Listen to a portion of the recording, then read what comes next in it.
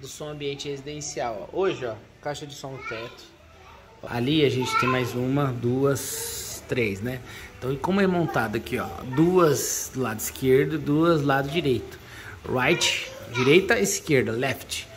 E nessa aqui, ó, tem um módulo de som lá dentro, estéreo, que você pode ligar até 4 falantes. Ele mais 3, né? Duas do lado direito e do lado esquerdo. 8 ohms com 8 ohms, 4 ohms, 8 ohms com 8 ohms, 4 ohms, ele é responsável. E quem gerencia o áudio dele é a Alexa, ó. Alexa, volume 6. Na verdade o cliente mandou para mudar para Echo, né? Echo, volume 6. Echo, volume 6. Aí, tá vendo? Aumentou? Echo, volume 8.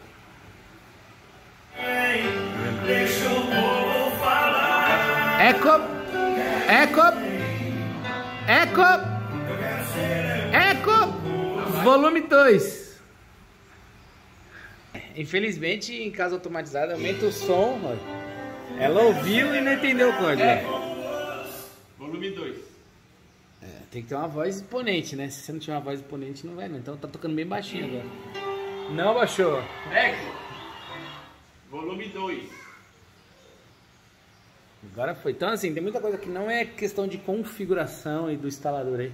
Realmente é de produto, né? Sabe que uma Echo custa 300, 400 reais aí. É um produto de massa. Então ele não funciona 100%. Quem acha que funciona 100% está extremamente enganado. Mas é um excelente produto. Que ele controla a casa, sistema de som ambiente.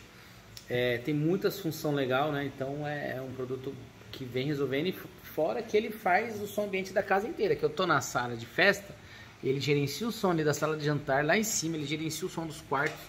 Então do som ambiente é um negócio bem legal. A Alexa é um negócio que funciona muito bem.